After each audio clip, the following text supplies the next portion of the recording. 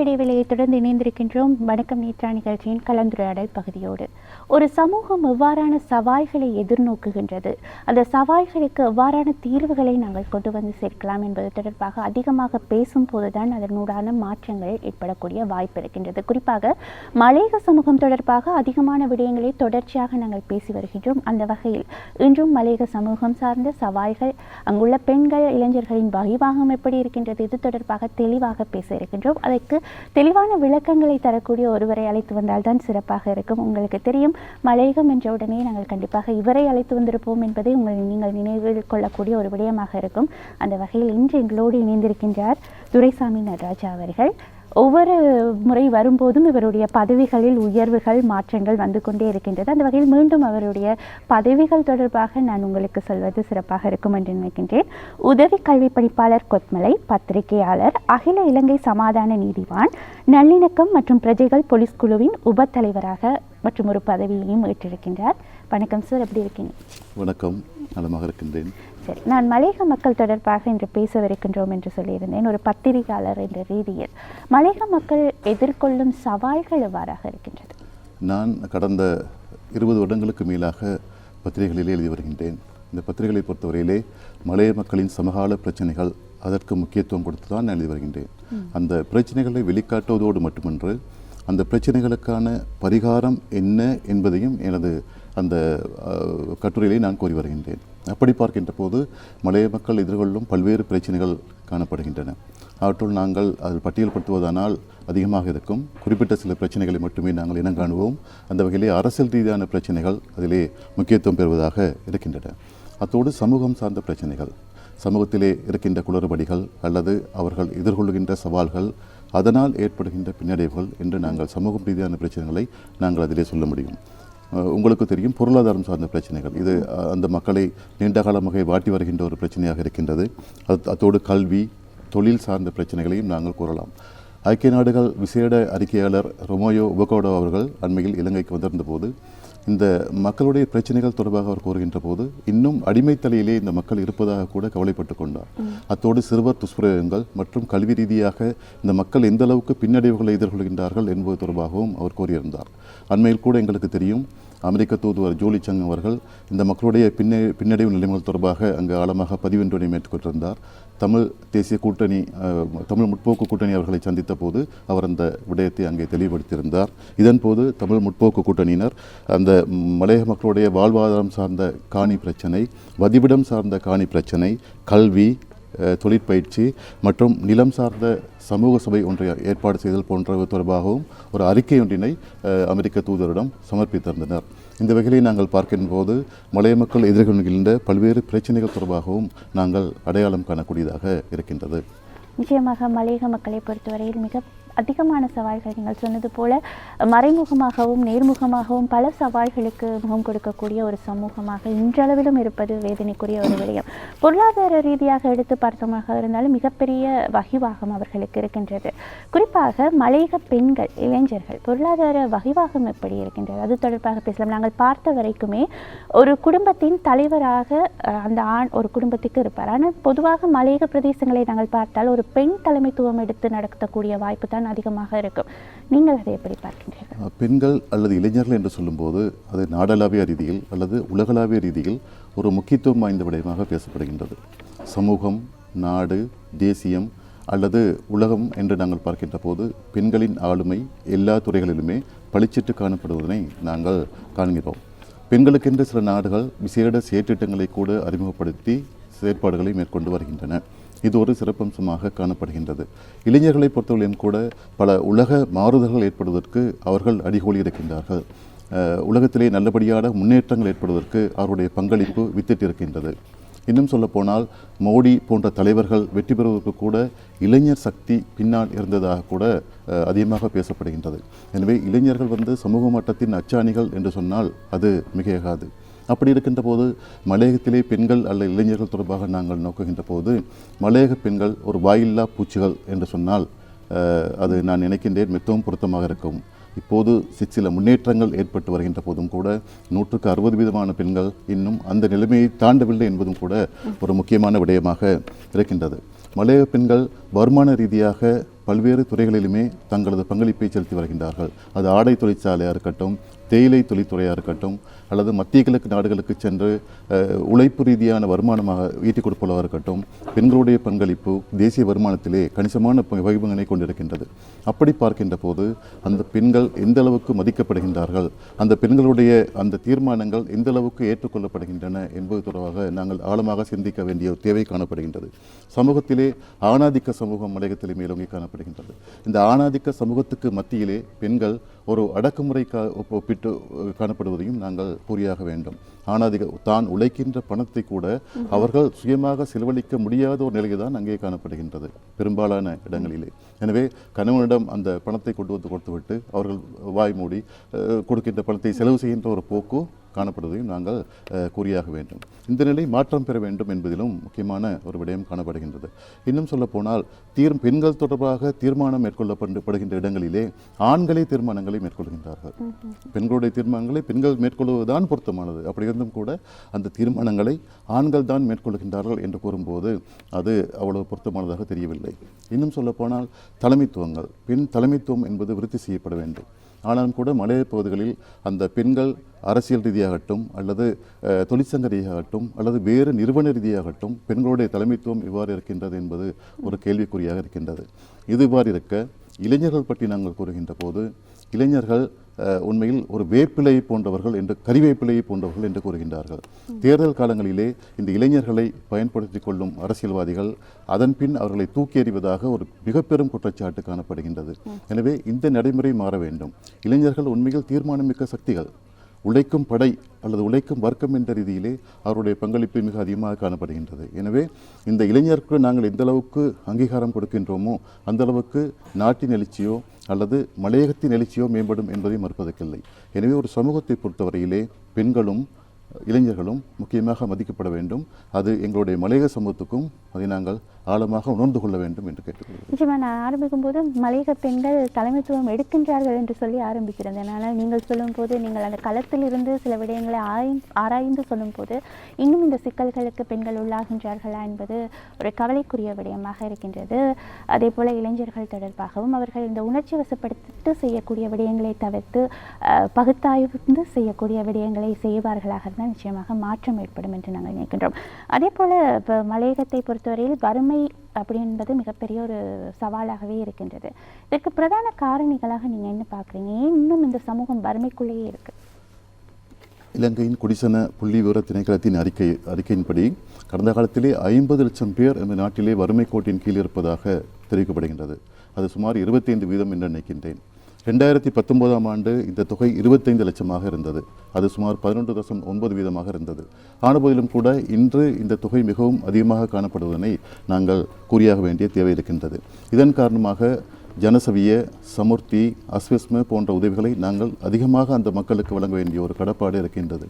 எனவே அப்படி பார்க்கும்போது இலங்கையில் வறுமை படிப்படியாக அதிகரித்து வருவது என்பது ஒரு நல்ல போக்கு அல்ல என்பதையும் நாங்கள் கூறிக்கொள்ள வேண்டும். இன்னும் சொல்ல போனால் தமிழ் மக்கள் செறிந்து வாழுகின்ற இடங்களில்தான் வறுமை அதிகமாக இருக்கின்றது என்று உலக வங்கியினுடைய ஒரு தகவல் கூட கூறுகின்றது. எனவே இது தொடர்பாக நாங்கள் ஆழமாக சிந்திக்க வேண்டிய ஒரு தேவை காணப்படுகின்றது. வறுமையை நிர்ணயிக்கும் பல்வேறு காரணிகள் காணப்படுகின்றன. ஒரு சமூகத்திலே அல்லது ஒரு நாட்டிலே வறுமை ஏற்படுகிறது என்றால் அதை நிர்ணயிக்கக்கூடிய பல்வேறு காரணிகள் காணப்படுகின்றன. அந்த காரணிகளிலே மிக முக்கியமானதாக சமூக பொருளாதார உட்கட்டமைப்பு குறைபாடு என்பது மிகவும் முக்கியத்துவம் வாய்ந்ததாக காணப்படுகிறது. சமூக பொருளாதார உட்கட்டமைப்பு குறைபாடு. அதே போல தொழிலின்மை, இளைஞர் விரக்தி நிலை கேட்டு செல்லக்கூடிய ஒரு வாய்ப்பு தொழிலின்மை காரணமாக ஏற்படுகின்றது. எனவே இந்த தொழிலின்மையை நாங்கள் ஆழமாக யோசிக்க வேண்டும். பொது சேவைகளின் நன்மையை பெற முடியாதுள்ளமை. அடுத்தது தரங்குறைந்த கல்வி, சுகாதாரம், அடிப்படை தேவைகளை கொண்டிருத்தல், வருமானம் பற்றாக்குறை போன்றன அங்கே காணப்படுகின்றன. மனித உரிமை மீறல் மற்றும் பாரபட்சம், இந்த அனைத்து விடயங்களுமே வறுமையை நிர்ணயிக்கின்ற காரணிகளாக இருக்கின்றன. நீங்கள் மலைய மக்களோடு இவற்றை ஒப்பிட்டு பார்த்தால் உண்மையில் மலைய மக்களிலே இந்த அனைத்து விடயங்களும் சார்ந்திருப்பதனை நாங்கள் உணர்ந்து கொள்ள முடியும். அவர்கள் வருமானம் குறைந்து காணப்படுகின்றது. 1700 ரூபாய் சம்பள உயர்வுக்காக இன்னும் போராடி கொண்டிருக்கின்றார்கள். அதைப்போல இன்னும் பல மேலதிக வருமானமின்றி அவர்கள் மாற்று தொழில் முயற்சிகளிட்டு அல்லல்படுகின்றார்கள். அவர்களுக்கு தொழில் ரீதியான அடக்குமுறைகள், தொழில் உரிமை மீறல், அதை நாங்கள் மனித உரிமை மீறல் என்று கூட கொள்ளலாம், தொழில் ரீதியான உரிமை மீறல்கள் அவர்களுக்கு ஏற்படுகின்றன. அத்தோடு பாரபட்சம், எங்களுடைய அமைச்சர் ராஜாங்க அமைச்சர் கல்வி ராஜாங்க அமைச்சர் அரவிந்தகுமார் அவர்கள் கூட அடிக்கடி இந்த விடயத்தை சுட்டிக்காட்டுவார். ஏனென்றால் எங்களுக்கு பாரபட்சம் அந்த பாரபட்சத்தை இல்லாமக்கினால் மலைய மக்கள் முன்னேறி விடுவார்கள் என்ற கருத்தினை அமைச்சர் அடிக்கடி அவர் அணித்தரமாக கூறி வருகின்றார். எனவே அப்படி பார்க்கின்ற போது இந்த நிலைகள் எங்களுக்கு களையப்பட வேண்டும். இன்றைய அரசாங்கம் கூட எவ்வளவோ இந்த மலையக சமூகத்தை முன்னேற்றுவதற்கான வாய்ப்புகளை எங்களுக்கு பெற்றுக் கொடுத்திருக்கின்றது. மலையக சமூகத்தை முன்னேற்ற வேண்டும் என்ற நோக்கிலே எங்களது ஜனாதிபதி அவர்களும் அரசாங்கமும் பல்வேறு வேலை திட்டங்களை மேற்கொண்டு வருகின்றார்கள். அந்த வேலை திட்டங்களுக்கு நாங்கள் ஆதரவு தர வேண்டிய ஒரு தேவைப்பாடும் கூட இங்கே காணப்படுகின்றது. 1992ஆம் ஆண்டு ஜனாதிபதி ஆணைக்குழு நியமிக்கப்பட்டது. அந்த ஆணைக்குழுவின் மூலமாக பல்வேறு குறைபாடுகள் மலைய மக்களுக்கு இருப்பதாக சுட்டிக்காட்டப்பட்டது. அதிலே கல்வி, சுகாதாரம், போஷாக்கு மற்றும் தொடர்பாடல், சமூக வசதிகள் போன்றன பின்தங்கிய நிலை காணப்படுவதாக 1992ஆம் ஆண்டு ஜனாதிபதி ஆணைக்குழு அங்கே சுட்டிக்காட்டியிருந்ததையும் நாங்கள் இந்த சந்தர்ப்பத்திலே நினைவு கொள்ள வேண்டும். இதேபோல பல்வேறு அறிக்கைகளும் கூட மலைய மக்களின் பின்தங்கிய நிலைமைகளை வெளிப்படுத்தியிருக்கின்றன. எனவே அதனுடைய முற்போக்கான செயற்பாடுகள் தொடர்பாகவும் நாங்கள் சிந்திக்க வேண்டிய ஒரு தேவை காணப்படுகின்றது. பேராசிரியர் மூனா சின்னத்தம்பி அவர்கள் கூறுகின்ற போது, வருமானம் இவற்றை தவிர மலைய மக்களுடைய வறுமை நிர்ணயிக்கின்ற பிரிதொரு காரணியையும் கூறுகின்றார். அவர் அப்படி கூறுகின்ற போது மனித அபிவிருத்தியை மேம்படுத்தி கொள்ள வாய்ப்புகள் வழங்கப்பட வேண்டும் என்று கூறுகின்றார். ஒவ்வொரு மனிதருடையதும் அபிவிருத்தியை ஏற்படுத்தி கொள்ள வாய்ப்புகள் வழங்கினால் வறுமை இல்லாது போகும் என்பதும் பேராசிரியர் சின்னத்தம்பியருடைய கருத்தாக இருக்கின்றது.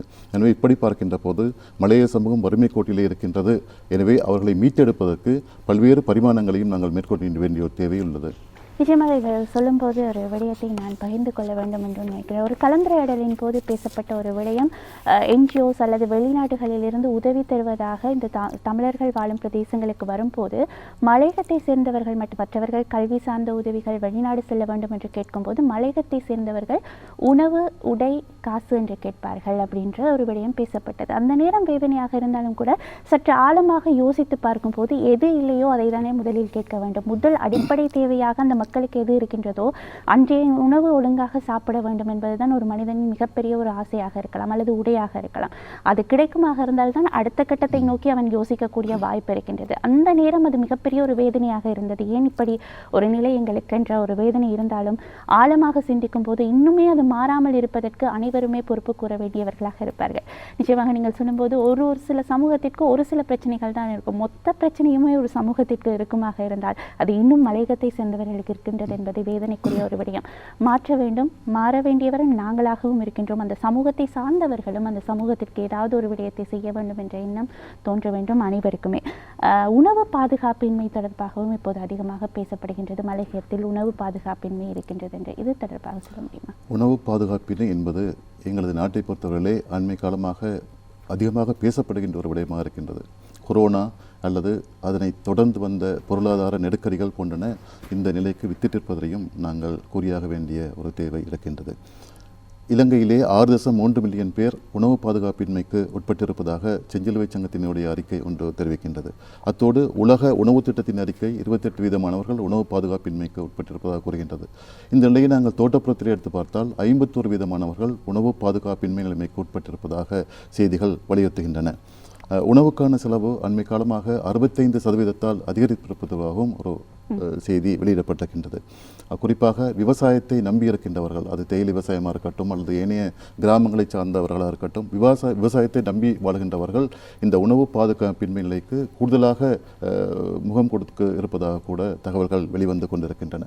எனவே இந்த உணவு பாதுகாப்பின்மை என்பது ஏன் ஏற்படுகின்றது, அதனை நிர்ணயிக்கின்ற காரணிகள் எவை என்று நாங்கள் பொதுவாக நோக்குகின்ற போது நான் ஏற்கனவே கூறியதை போன்று வறுமை அதனுடைய பிரதான காரணியாக இருக்கின்றது.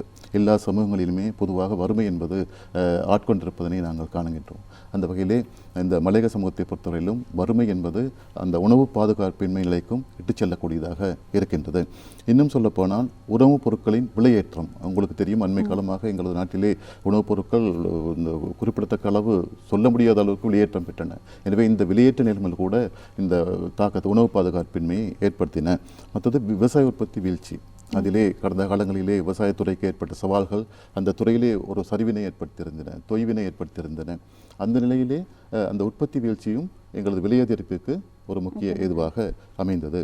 போசனை தொடர்பான போதிய விழிப்புணர்வை மலைய மக்களை பொறுத்தவரையிலே கலோரி கூடிய உணவினை அதிகமாக உண்கின்றார்கள்.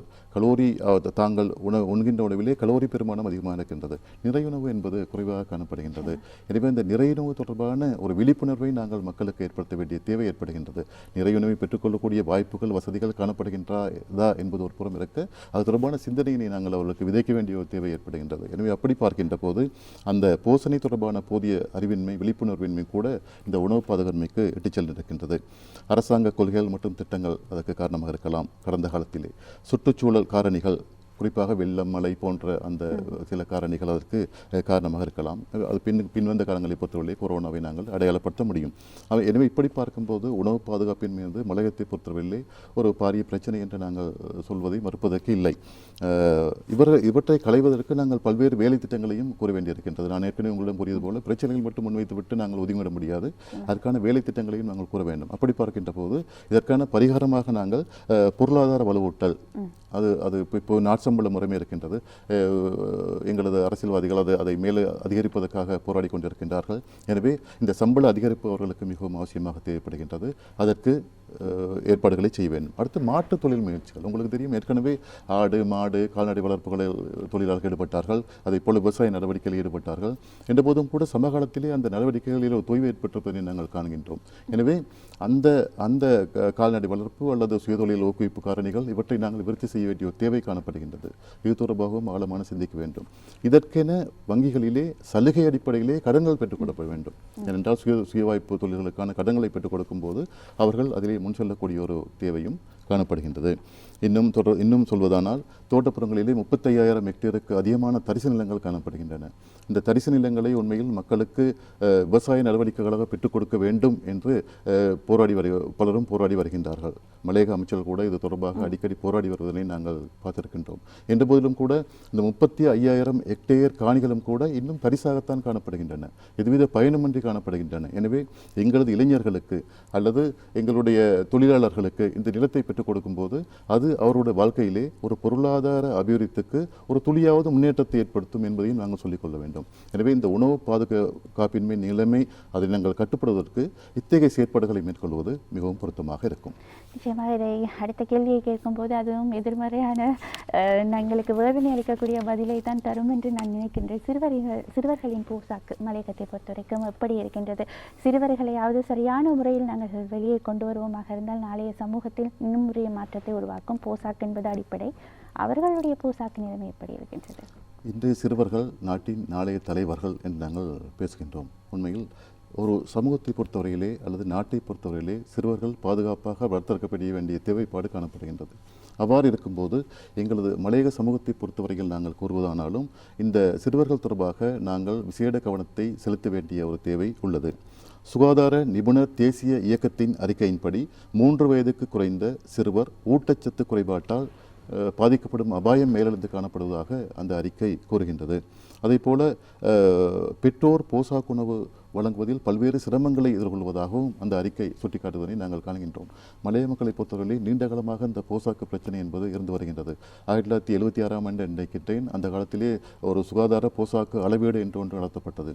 அந்த காலத்திலே கூட இந்த கிராம மக்களை விட பெருந்தோட்ட மக்கள் போசாக்கு ரீதியாக மிகவும் பாதிப்பிற்கு உள்ளாகி இருக்கின்றார்கள் என்று அந்த அறிக்கை கூறுகின்றது. இதை தொடர்ந்து வந்த அறிக்கையிலும் கூட எங்களது மலையகத்தை பொறுத்தவரையிலே ஒரு திருப்திகரமான வெளிப்பாடுகளை கொண்டிருக்கவில்லை. போசாக்கிலே கீழ்மட்ட நிலையினை அடைந்திருப்பதையே சுட்டிக்காட்டுகின்றன. 2021ஆம் ஆண்டு எடை குறைந்த சிறுவர்கள் எண்ணிக்கை 12.2% இருந்தது. 2022ஆம் ஆண்டு அது 15.3% உயர்வடைந்திருக்கின்றது எடை குறைந்த சிறுவர்கள் எண்ணிக்கை. இன்னும் சொல்ல போனால் 2016ஆம் ஆண்டு தகவல் ஒன்றிற்கமைய உயிருடன் பிறந்த 1000 குழந்தைகளில் இறந்தவை தேசிய ரீதியில் 10ஆக இருக்கும்போது எங்களது மலையகத்தில் அது 13ஆக காணப்பட்டது.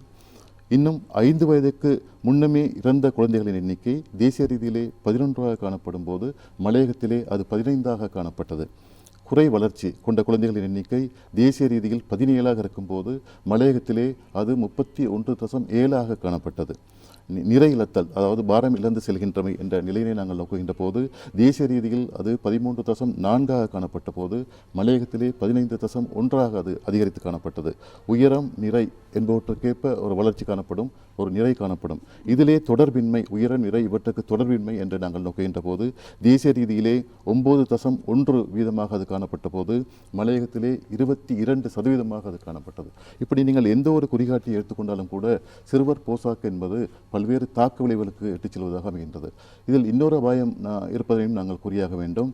மலையகம் என்பது ஒரு கல்வி மைய சமூகமாக உருவெடுக்க வேண்டிய ஒரு தேவை காணப்படுகின்றது. கல்வியால் மட்டும்தான் நாங்கள் உயர முடியும் என்ற ஒரு விதி காணப்படுகின்றது. எனவே அவ்வாறு இருக்கின்ற போது இந்த போசாக்கின்மை என்பது மாணவருடைய கல்வியிலே ஒரு மிகப்பெரிய பாதிப்பினை ஏற்படுகின்றது. மந்தபுத்தி அல்லது கிரகித்தல் அல்லது அடைமட்டங்களிலே ஒரு வீழ்ச்சி போக்கு என்பவற்றை அடைவதற்கு இந்த போசாக்கின்மை முக்கிய செல்வாக்கு செலுத்துகின்றது என்பதையும் நாங்கள் குறியாக வேண்டும். மற்றது நோய். பல மாணவர்கள் பல்வேறு போசாக்கு குறைபாடு காரணமாக நோய்களுக்கு ஆளாகியிருக்கின்றார்கள். இவர்கள் தொடர்ந்தும் தங்களது பாடசாலை கல்வியை கொண்டு நடத்த முடியாதவாறு ஒரு ஒரு ஒரு தாழ்வில்லை ஏற்பட்டிருக்கின்றது. இதுவெல்லாம் எங்கள் மலையக சமூகத்துக்கு விழுந்த அடியாகத்தான் நாங்கள் கருத முடியும். எனவே இப்படி பார்க்கின்ற போது இந்த போசாக்கு துறை தொடர்பாக நாங்கள் விசேட கவனத்தினை செலுத்தி மேலும் மேலும் அது தொடர்பாக எங்களது சிந்தனையை தூண்ட வேண்டிய ஒரு தேவை காணப்படுகின்றது. போசாக்கிலே நாங்கள் எந்த அளவுக்கு ஒரு உயரிய நிலை அடைகின்றோமோ அந்த அளவுக்கு சமூக வளர்ச்சி கூட அதிலே தங்கி விலகுகின்றது, கல்வி வளர்ச்சி கூட அதிலே தங்கியிருக்கின்றது என்பதையும் ஆணித்தரமாக கூறிக்கொள்ள வேண்டும். நிச்சயமாக நான் ஆரம்பிக்கும் போதே சொல்லியிருந்தேன், இந்த கேள்விக்கு எப்போதுமே நாங்கள் ஒரு மகிழ்ச்சியான ஒரு பதிலை நாங்கள் எதிர்பார்க்க முடியாது என்று. குறிப்பாக மாற்றங்களை பெரிய இடங்களிலிருந்து எதிர்பார்ப்பதை விட மலையகத்தை சார்ந்தவர்கள் நிறைய இடத்தில் நிறைய பொறுப்புகளில் நிறைய விடயங்களை செய்து கொண்டிருக்கின்றார்கள். அவர்களும் இணைந்தால் மிகப்பெரிய ஒரு மாற்றத்தை குழந்தைகள் வாழ்க்கையிலாவது ஏற்படுத்தலாம் என்பதை நாங்கள் தாழ்வாக உங்களிடம் கேட்டுக்கொள்கின்றோம். அதே போல் இந்த பெருந்தோட்ட தொழிலாளர்களை சிற்றுடைமையாளர்களாக மாற்ற வேண்டும் என்ற ஒரு விடயம் இருக்கின்றது. அதை பற்றி நீங்கள் எப்படி பார்க்கின்றீர்கள்? அது நிச்சயம் மேற்கொள்ளப்பட வேண்டிய ஒரு விடயமாக இருக்கின்றது. பெருந்தோட்டத்துறை தற்போது பல்வேறு சவால்களையும் மேற்கொண்டு வருகின்றது. அந்த சவால்கள் அந்த தொழில்துறையின் எதிர்காலத்தை அல்லது சமகாலத்தை கேள்விக்குறியாக இருக்கின்றன. அப்படி நாங்கள் பார்க்கின்ற போது பெருந்தோட்டத்துறை தொடர்பாக ஒரு மாற்றாந்தாய் மனப்பான்மை உடனான செயற்பாடு காணப்படுவதாக பலரும் குற்றஞ்சாட்டி வருவதையும் இங்கே கூறியாக வேண்டும். பெருந்தோட்டத்துறையிலே அண்மை காலமாக உற்பத்தி வீழ்ச்சி ஏற்பட்டிருக்கின்றது. பரப்பளவு வீழ்ச்சி, அதாவது பல்வேறு காரணங்களை காரணம் காட்டி தேயிலை விளைநிலங்கள் பல்வேறு செயற்பாடுகளுக்காக சுவீகரிக்கப்படுகின்றன. இவ்வாறு சுவீகரிக்கப்படுகின்ற போது அங்கே தேயிலை உற்பத்தி வீழ்ச்சி அடைகின்றது. தொழிலாளர்களுக்கு வழங்கப்படும் வேலை நாட்கள் குறைவடைகின்றன. அடுத்து எனவே இது அவர்களுடைய பொருளாதாரத்துக்கு விழுந்த இடியாக நாங்கள் கருத முடியும். மற்றது கம்பெனியினரின் சில கெடுபிடிகள் தொடர்பாக அடிக்கடி நீங்கள் பத்திரிகைகளிலும் செய்திகளிலும் கேட்கக்கூடியதாக இருக்கும். கம்பெனியினருடைய அடக்குமுறைகள் போன்றன இருப்பதாக அடிக்கடி செய்திகள் வெளிவருகின்றன. அவ்வாறு இருக்கின்ற நிலைகள் கூட பெருந்தோட்டத்தின் எதிர்காலத்தை சூனியமாக்கி இருக்கின்றன. இன்னும் சொல்லப்போனால் இத்தகைய செயற்பாடுகள் காரணமாக இளைஞர்கள் அந்த தேயிலை தொழில்துறையின் மீது ஒரு நாட்டமின்மையை வெளிப்படுத்துகின்றார்கள். எனவே தனது பெற்றோர் அங்கு கெடுபிடியோடு வாழ்வதை பார்க்கும்போது பிள்ளைக்கு அங்கே செல்வதிலே ஒரு ஈடுபாடு காணப்படுவதில்லை. எனவே இந்த ஈடுபாடற்ற நிலையும் இளைஞர்கள் வெள்ளை காட்சட்டை உத்தியோகத்தை நாடிச் செல்கின்ற ஒரு நிலையும் கூட இந்த பெருந்தோட்டத்துறை அழிவிற்கு ஒரு காரணமாக அமைகின்றது. இன்னும் சொல்லப்போனால் ஆரம்ப காலத்தை விட எங்களது மலையகம் தற்போது வளர்ச்சி கண்டிருக்கின்றது என்பதையும் நாங்கள் மறுத்துவிடக்கூடாது. ஆரம்ப கல்வித்துறை இன்று குறிப்பிடத்தக்க வளர்ச்சியினை மலையகத்திலே கண்டிருக்கின்றது. இடைநிலை அல்லது பல்கலைக்கழக கல்வி சில குறைபாடுகள் அல்லது குறைநிலைகள் காணப்பட்டும் கூட ஆரம்ப கல்வி பொதுவாக நோக்கப்படும் போது மலையகத்திலே கல்வி ரீதியான செயற்பாடுகள் இன்று மேம்பட்டு காணப்படுகின்றன. இவ்வாறு இளைஞர்கள், இது நல்ல சகுனம். ஆனாலும் கூட இந்த இளைஞர்கள் இவ்வாறாக கல்வி ரீதியாக முன்னேறுகின்ற போது தோட்ட தொழில்துறையும் வீழ்ச்சி அடைவது அது நியாயமானது, அது இயல்பானதே. எனவே அத்தகைய போக்கிலும் கூட நாங்கள் இங்கே கூறியாக வேண்டிய தேவை காணப்படுகின்றது. மற்ற சம்பள இழுவரி போன்றவைகளும் இந்த துறையின் எதிர்காலத்தை கேள்விக்குறியாக இருக்கின்றன. எனவேதான் ஒரு சிந்தனை மேலிருந்தது, சிறுதோட்டங்களுக்கு ஒரு வலு சேர்க்க வேண்டும், சிறுதோட்டங்களுக்கு வலு சேர்ப்பதன் ஊடாக நாங்கள் எங்களது நடவடிக்கைகளை மேம்படுத்திக் கொள்ள முடியும் என்ற ஒரு போக்கு காணப்பட்டது. இலங்கையிலே தற்போது 4 லட்சத்துக்கு அதிகமான சிறுதோட்டங்கள் சிற்றுடைமையாளர்கள் காணப்படுகின்றார்கள். அதிலே பெரும்பான்மையை காலி மாத்தறை போன்ற பெரும்பான்மை பகுதிகளிலே காணப்படுவதையும் நாங்கள் குறியாக வேண்டும். இந்த சிறுதோட்ட உற்பத்தியை பற்றி நாங்கள் கூறுகின்ற போது 1995ஆம் ஆண்டு 111.3 வீதமாக சிறுதோட்ட உற்பத்தி காணப்பட்டது. பெருந்தோட்டங்களிலே அது 168.8 வீதமாக இருந்தது. 2017ஆம் ஆண்டிலே 104 மில்லியன் கிலோகிராமாக அந்த பெருந்தோட்ட உற்பத்தி காணப்பட்ட நிலையிலே சிறுதோட்டங்கள் 244 மில்லியன் கிலோகிராமாக அந்த உற்பத்தி இருந்தது. இப்படி நாங்கள் பார்க்கின்ற போது இந்த பெருந்தோட்ட உற்பத்தி தொடர்ச்சியாக வீழ்ச்சி கண்டு வருகின்ற நிலையிலே சிறுதோட்ட உற்பத்தி அல்லது ஆதிக்கம் மேலெழுந்து வருவதனை நாங்கள் குறியாக வேண்டிய தேவை இன்னும் காணப்படுகின்றது. தெளிவாக நாங்கள் கதைக்க வேண்டிய ஒரு பரப்பு என்று நான் நினைக்கின்றேன். நேரம் போதாமல் எப்போதுமே உங்களை அழைத்து வந்தால் எங்களுக்கு 2-3 கேள்விகளை கேட்காமல் அனுப்புவதை வழக்கமாக வைத்திருக்கின்றோம். அந்த வகையில் நேரம் போதாமையின் காரணமாக இந்த கேள்வியை முழுமையாக நாங்கள் முடிக்கவில்லை. ஆனாலும் இன்னொரு நிகழ்ச்சியில் உங்களை இணைத்து இது தொடர்பாக முழுமையான விளக்கத்தை நமது மக்களுக்கு தெரியப்படுத்த வேண்டும் என்று ஆசைப்படுகின்றோம். குறிப்பாக நமக்கு இருக்கும் சவால்கள், நாங்கள் எந்த இடத்தில் இருக்கின்றோம் என்பதை அறிந்து கொள்ளும் போதுதான் அதனூடான மாற்றத்தை நாங்கள் உருவாக்க முடியும் என்று நம்புகின்றோம். அதனால் தான் இன்றைய கலந்துரையாடல் பகுதியில் உங்களுக்கு இருக்கும் மலையக மக்களுக்கு இருக்கும் சவால்களை முழுமையாக பேசியிருந்தோம். சரி, இந்த அளவில் இந்த கலந்துரையாடல் பகுதியை நாங்கள் நிறைவுக்கு கொண்டு வருகின்றோம். மிக தெளிவான விளக்கத்தை எங்களுக்கு தந்தமைக்கு மிகப்பெரிய ஒரு நன்றியை நாங்கள் உங்களுக்கு செல்கின்றோம். நன்றி. நன்றி, வணக்கம். இன்று எங்களோடு இணைந்திருந்தார் துரை நடராஜா, உதவி கல்வி பணிப்பாளர், கொத்மலை பத்திரிகையாளர், அகில இலங்கை சமாதான நீதிவான், நல்லிணக்கம் மற்றும் பிரஜைகள் போலீஸ் குழுவின் உபத்தலைவர், கொத்மலையைச் சேர்ந்த நமது நடராஜா சார் அவர்கள் தான் எங்களோடு இணைந்திருந்தார். மிக தெளிவான விளக்கத்தை உங்களுக்காக வழங்கியிருந்தார். நிகழ்ச்சியில் அடுத்ததாக ஒரு பாடல் தயாராக இருக்கின்றது. பாடலை தொடர்ந்து கல்வித்துறை சார்பாக பேசலாம். நிகழ்ச்சியில் இணைந்திருங்கள்.